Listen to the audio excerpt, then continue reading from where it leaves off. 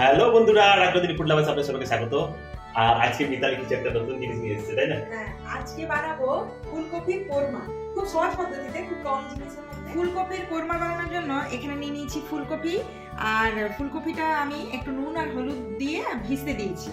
আর এখানে ইউজ করছি স্বাদমতো নুন, বাড়ি বানানো জিরে ধনে গুঁড়ো, এখানে সাই গরম মশলা, আর একটু মিষ্টি স্বাদ হবে সেই জন্য মিষ্টির দানা নিয়ে নিয়েছি। সঙ্গে নিয়েছি কস্তুরি মেথি, আর যদি কারো ঝাল ঝাল খেতে ইচ্ছে করে ওই জন্য এখানে গোটা কাঁচা লঙ্কা। এখানে নিয়েছি মিডিয়াম সাইজের 3টে পেঁয়াজ, একটা ক্যাপসিকাম, 2টো টমেটো আর সামান্য পরিমাণে আদা, সেটাকে ভালো করে পেস্ট করে নিই। এইখানে দেখতে পাচ্ছেন যথেষ্ট পরিমাণে পেঁয়াজ কুচনো করা আছে। এই পেঁয়াজ কুচনোটা আমি প্রথমে বেরেস্তা করে রেসিপির মধ্যে এটাই মেইন ইনগ্রেডিয়েন্টস। এই বেরেস্তা বানিয়ে করব, এটা একদম অন্য স্বাদের হবে। একবার হলো এই রেসিপিটা বাড়িতে ট্রাই করবেন আর কমেন্টে কিন্তু জানাতে ভুলবেন না। ইন্ডাকশন অন করে দিয়েছি। এরপরে এর মধ্যে আমি বসিয়ে দিলাম ফুলকপি। ফুলকপির মধ্যে আমি আগে নুন আর একটু হলুদ দিয়েছিলাম, কারণ এই রান্নাতে হলুদ ইউজ হবে না। এই রেসিপিটা অসাধারণ খেতে লাগবে। তো এই জাস্ট ফুলকপিটা একটু হালকা ভাপে নেব, প্রায় মোটামুটি 3 থেকে 4 মিনিট ভাপিয়ে নেব, বাস। তারপরে এটা কিন্তু জল ঝরিয়ে রেখে কোরমা বানানোর জন্য আমি প্রথমে এখানে ইন্ডাকশন অন করে দিয়েছি। আর ফ্রাইং প্যানের মধ্যে কিছুটা পরিমাণে সর্ষের তেল নিয়ে নেব। এটা যে তেলটা আমি নেব একটু বেশি পরিমাণে নেব, কারণ বেরেস্তার জন্য না একটু তেলের প্রয়োজন হয়। তো দেখতেই পাচ্ছেন তেল গরম হয়ে গেছে। এরপরে এর মধ্যে আমি পেঁয়াজ কুচনোগুলো দিয়ে দেবো, কিন্তু পেঁয়াজ কুচনোগুলো দেওয়ার আগে এইভাবে একটু হাতে করে চাপ দিয়ে নেবেন, কারণ বেরেস্তার জন্য এইভাবে চাপ দিয়ে দিলে কি হয়, একটা ঝুরঝুরে ব্যাপার হয়। তো আপনারাও এটা খেয়াল রাখবেন। এই দেখুন, এইভাবে একটু আলতো হাতে চাপ দিলে বেশ পেঁয়াজগুলো ফুলে যায়। তো এর মধ্যে আমি গরম তেলের মধ্যে ছড়িয়ে ছড়িয়ে দেবো।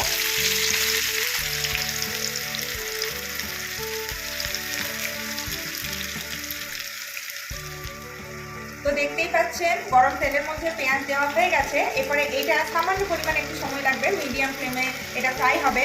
আর যতক্ষণ আমি বেরেস্তাটা বানাবো এইভাবেই কিন্তু নাড়াচাড়া করতে থাকবো, একদম ব্রাউন কালারের হবে। যখনই পেঁয়াজটা ব্রাউন কালারের ভাজা হয়ে যাবে তখন একটা বেশ ঝুরঝুরে ব্যাপার হবে। তো ওইটাই হলো বেরেস্তা স্পেশাল। তো আপনারা অবশ্যই এইভাবে রেসিপিটা ট্রাই করবেন। স্টেপ বাই স্টেপ একদম পাল্টে গেছে, পুরো ব্রাউন কালারের হয়ে গেছে। এরপরে দারুণ একটা গন্ধ আসছে। হ্যাঁ, এই পেঁয়াজ ভাজার গন্ধটাই স্পেশাল। তো আমি এখন কিছুক্ষণের জন্য ইন্ডাকশনটা বন্ধ করে দেবো। আর এই তেলটাকে আমি পুরো ঝরিয়ে নেবো। এইভাবে একটু সময় লাগবে। এই দেখুন, একদম পুরো তেলটা একদম ঝরিয়ে নেবো। এইটা পুরো যখন তেলটা শেষ হয়ে যাবে বানানোটা, তখন আমি এটা এই প্লেটের মধ্যে আমি খালি করে নেবো। কারণ এইটা যখন ঠান্ডা হবে না, তখন এই পেঁয়াজ ভাজাটাই একটা ক্রিস্পি ব্যাপার হবে। তো এইটাই হলো টুইস্ট। আর এই যে তেলটা আছে এইটা কিন্তু আমরা রেখে দেবো। এই তেলটার মধ্যেই আমরা কোরমাটা পুরো রেসিপিটা করবো আর কি। তো চলুন আমরা এই তেলটা ঝরিয়ে নিই, আর তারপরে এই তেল ঝরিয়ে নিয়ে বেরেস্তাটা উঠিয়ে রেখে দেখুন ওই তেলের মধ্যে আমি ফুলকপিগুলোকে ভেজে নেব। তো একে একে এরকম ফুলকপিগুলো দিয়ে নাড়াচাড়া করে বেশ একটু হালকা মতো লাল লাল হবে, তখনই আমি তুলে নেব। ফুলকপিগুলো দেওয়ার পরে সামান্য পরিমাণে একটু নুন দিয়ে দেবো। দেওয়ার পরে ভালো করে এইভাবে ফুলকপিগুলোকে নাড়াচাড়া করে নিয়ে একটু হালকা হালকা ব্রাউন কালারের মতো আসবে সেভাবে ভেজে নেব। ফুলকপিগুলো দেখুন ব্রাউন কালারের ভাজা হয়ে গেছে। এবার ফুলকপিগুলোকে একে একে এইভাবে তেল ঝরিয়ে নিয়ে তুলে রেখে দেবো। ঠিক আছে, মশলা কষানো হয়ে গেছে আর কালারটা দেখেছেন জাস্ট চেঞ্জ হয়ে গেছে। আর গোটা বাড়ি গন্ধে কি হয়েছে, একদম ভরে গেছে গন্ধে, ভরে গেছে। তো এই যে ভেজে রাখা যে কপিগুলো, এগুলোকে এর মধ্যে দিয়ে দেবো আর একটু নাড়াচাড়া করে নেব।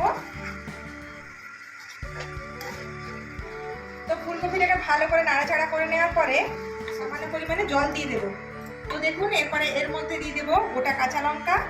আর এখন আমি এটা প্রায় 10 মিনিটের জন্য ঢাকা দিব। তো দেখুন বন্ধুরা, প্রায় 10 মিনিট হয়ে গেছে। এরপরে ঢাকা খুলে নেব। বাহ, দারুণ গন্ধ বেরিয়েছে গো। গন্ধ ভালো বেরিয়েছে না? দিদাও আমাকে। চলো একবার তাও চেক করে নিই সেদ্ধটা ঠিক আছে নাকি। এটার সাথে রুটি দিয়ে দারুণ লাগবে। হ্যাঁ, হয়ে গেছে সিদ্ধ। হ্যাঁ, ভালো হয়েছে। চলো আমাকে দিদাও। তো দাঁড়াও, এটার মধ্যে টুইস্ট আছে না, এর মধ্যে দেবো শাহি গরম মশলা। ও বাহ, সাকে এত সুন্দর গন্ধ, আরো গন্ধ বেড়ে যাচ্ছে। সাই গরম মশলা, দারুণ দারুণ দারুণ লাগছে। আরেকটা মেন জিনিস এর মধ্যে আছে, সেটা হলো এই যে আচ্ছা, বেরেস্তাটা করেছিলাম। বাহ, এই বেরেস্তা দিয়ে খুবই সুন্দর লাগবে। ফুলকপির কোরমাটা যে না বানিয়ে খাবেন তারা মিস করবে, মানে জমে গেল। হ্যাঁ, দারুণ গন্ধ বেরোচ্ছে গো। এইটা মানে চলো আমাকে তাড়াতাড়ি দিয়ে দাও। হ্যাঁ, দেখতে পাচ্ছেন। তো চলো, রুটি বানিয়েছি, আজকে রুটির সাথে তোমাকে সার্ভ করবো ফুলকপির কোরমা। তো আপনারা বাড়িতে এইভাবে এই রেসিপিটা ট্রাই করবেন। চলুন আমি এটা কোরমাটা রেডি হয়ে যাবে, ইন্ডাকশনটা বন্ধ করে দিই। তাড়াতাড়ি দিয়ে দাও। হ্যাঁ, দিচ্ছি। তাহলে রুটির সাথে ফুলকপির কোরমা। ফুলকপির কোরমা, হ্যাঁ আজকে এই রেসিপিটা খেয়ে বলতে হবে যে কেমন লাগছে, একদম রেস্টুরেন্ট স্টাইলে লাগছে কিনা। একদম একদম দারুণ কিন্তু দেখতে হয়েছে, আর গন্ধটা যা ছেড়েছে না। ওহো। চলো চলো দিয়ে দাও দিয়ে দাও। গ্রেভি, হ্যাঁ গ্রেভিটা খেতে মজা আছে না? দারুণ মজা লাগবে।